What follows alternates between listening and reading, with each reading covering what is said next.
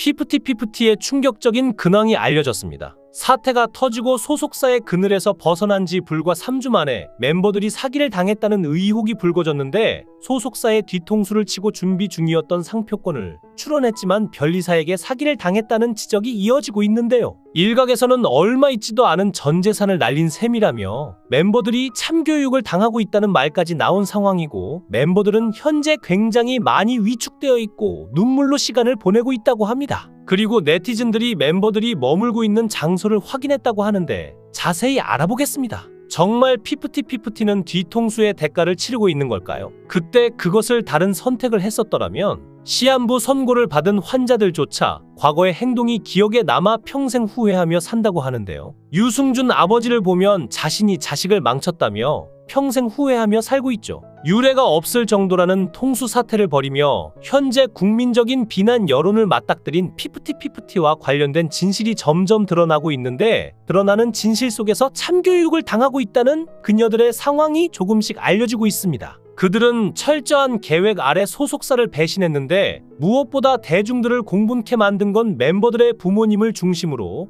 피프티피프티의 상표권 출원이 이루어졌다는 사실이었습니다. 소속사 어트랙트는 50/50라는 영문명만을 등록해뒀는데, 멤버들이 전속 계약 효력 정지 가처분 신청을 한 당일에 피프티피프티라는 한글명은 물론 멤버명까지 상표권을 출원한 사실이 전해지며 많은 네티즌들의 공분을 사게 되었죠. 그룹명만이 아니고 1,500만 원으로 뽕을 뽑으려고 했던 통수돌로 불리게 되었는데요. 심지어 가수명은 물론 화장품, 완구, 의류, 문구, 인쇄물 등 쓸 수 있는 모든 상표권을 등록해 놓았는데, 이렇게 등록한 60건의 변리사 비용까지 고려하면 상표권 출원에만 쓴 돈이 무려 1,500만 원이 넘는 것으로 전해졌죠. 피프티피프티는 소속사를 배신해도 성공할 것이라 확신하지 않았다면 이러한 거금은 투자할 수 없었을 것이고, 만약 이 상표권이 모두 멤버들 몫으로 넘어간다면 소속사는 피프티피프티라는 이름조차 쓰지 못하는 상황이었습니다. 즉, 수십억 원의 비용을 투자해 세계적인 걸그룹으로 성장을 시켰지만 결국 돌아온 것은 상표 뺏기기와 통수밖에 안 남을 수도 있었고, 이렇게 걸그룹으로 돈을 벌 구멍이 아예 사라지는 상황이 전개되나 싶었지만 하늘은 스스로 돕는 자를 돕는다고 했던가요?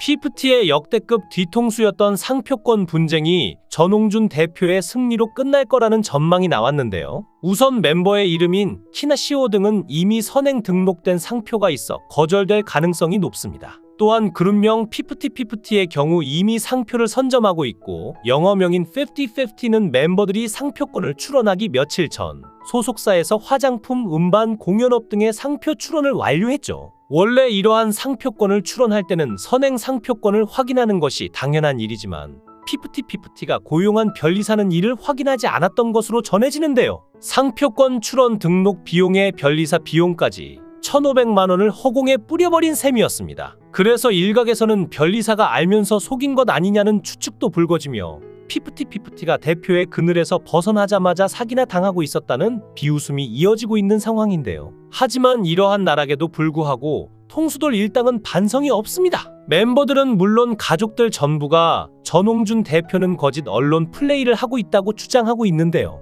시호의 외삼촌이 유튜브에서 전홍준 대표를 비난하다가 SNS 아이디가 같은 게 발각되기도 했고, 멤버의 사촌 동생은 억울해서 참을 수가 없다며 전홍준 대표의 말은 전부 거짓이며 대표가 언론에 돈을 썼다는 황당한 주장을 하고 있죠. 이렇게 직계 가족은 물론 친척들까지 피해자 코스프레를 하고 있는데, 당사자인 멤버들이 똑바른 생각을 하고 있을 리 만무하다는 것인데요. 안성일 또한 억울함을 주장하고 있지만 여전히 녹취록에 버금가는 증거는 내놓지 못하고 있으며, 이 와중에 SNS에 영화 캡처를 올려 헛웃음을 자아냈습니다. 그룹 피프티피프티의 분쟁이 계속되고 있는 가운데 멤버들의 근황이 전해졌는데요. 멤버들은 현재 굉장히 많이 위축되어 있고 계속 눈물을 보이고 있다고 합니다. 특히나 상표권 문제는 멤버들의 결정적 실책인데, 멤버들이 전홍준 대표를 배신하고 팀 자체를 가로채려는 의사로 비칠 수 있기에 법정 다툼에서 불리하게 작용할 것이기 때문이죠. 멤버들은 부모들이 알리지 않고 진행한 일이라 몰랐다고 하는데요.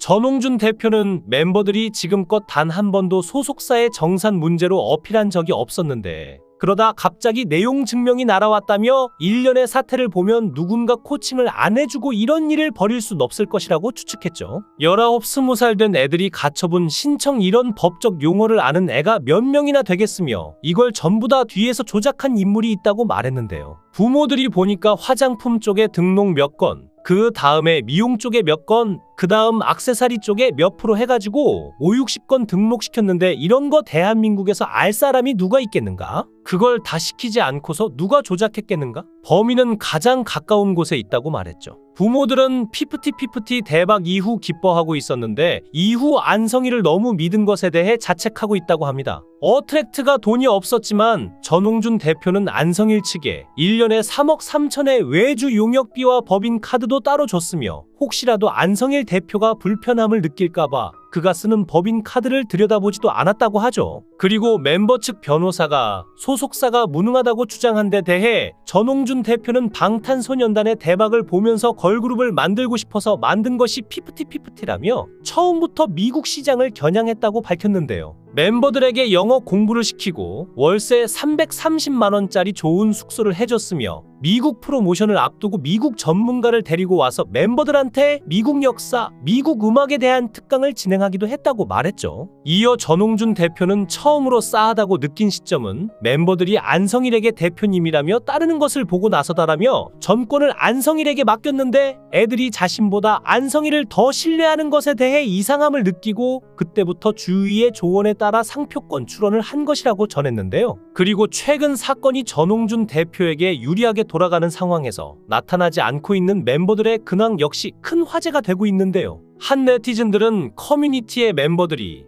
피프티 갤러리를 매일 보고 있다고 밝혔습니다. 갤러리의 댓글 중 직접적인 비용이요? 그걸 60억 썼다고 잡아놨고 어디다 저희한테 썼냐는 거고요라며 이번 사건에 대해 마치 당사자인 것처럼 저희한테라는 표현을 쓰기도 했기 때문이죠. 그리고 시간 날 때마다 나무위키를 하던 또 다른 네티즌은 글 작성 당일 새벽 멤버 중 시호의 별명이 그동안 대중에게 공개되지 않았던 호치로 변경되어 있다고 밝혔는데요. 이상함을 느낀 이 네티즌은 IP를 열람했고 사건 이후 혈액형 같은 정보들이 바뀌고 있었는데 위치를 찾아보니 리더 세나의 고향인 부산 옆 창원이었다고 밝혔습니다. 이렇게 현재 멤버들은 꽁꽁 숨으며 자신들의 입장을 표명하지 않은 채 온라인 활동만 의심받고 있는 상황인데요. 통수돌로 유명해진 피프티 멤버들은 이제 더 이상 회생불가 판정을 받은 셈이죠. 마지막 노래가 될 수도 있을 피프티의 명곡 큐피드 가사와 딱 맞아떨어지는 상황입니다. 피프티 멤버들에게 준 두 번째 기회.